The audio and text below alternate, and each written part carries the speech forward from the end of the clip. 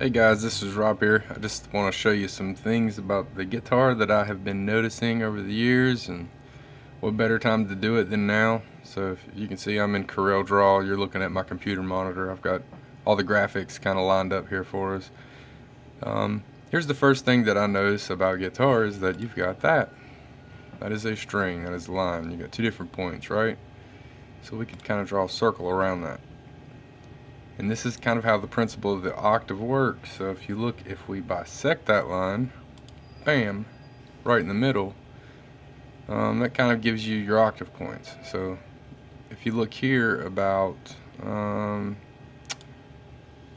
here to here, say if this right here is your root, your open nut, it's like an open string, your octave, down here would be your bridge, or your saddle.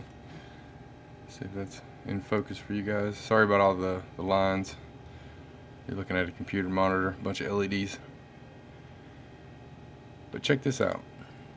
Right here's your frets. You got 0, which is open, 1, 2, 3, all the way through 12, which is your octave.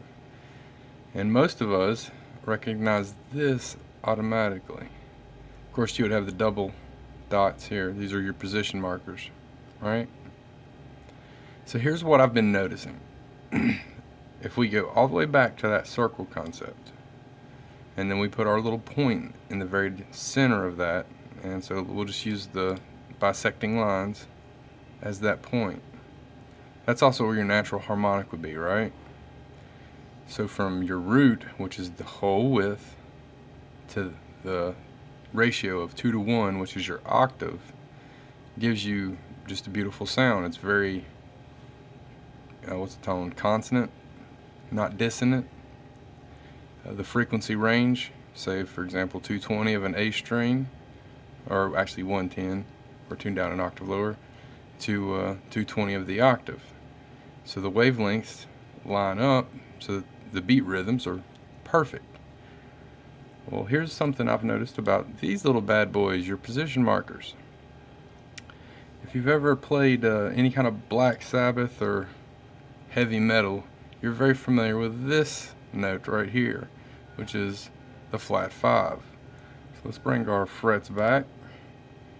That'd be the 6th fret of any string. So say if this is the open E string, 0 being open, 6 being the 6th fret, that would be your flat 5. So if this is E, that would be a B flat. Now here's the beautiful thing about what I'm trying to describe to you guys is if we take this circle and we cut it in half, you get beauty. But if we take this circle, which I haven't done, I haven't drawn it, don't want to, but that right there would be the center of those 2 points, wouldn't it? Kind of more or less. And that's where that dissonance happens. So that's kind of like the balancing of that circle. You have your octave here, your root, which would be the whole circle, right? The octave being the center point. And then if we kind of make our circle here, the center of that, kind of sound very dissonant. And I think this is kind of how my mind is starting to operate, is I'm thinking chromatically, but I'm coming from the octave, but just like I would be octave to the string, looking at it that way, I'm dividing the octave up from that center point and moving out. And so my intervals, let me go ahead and pull those up. Just for example, on our position markers, our 3rd fret, that would be our minor 3rd. Our 5th fret would be our perfect 4th. Our 7th fret would be the perfect 5th.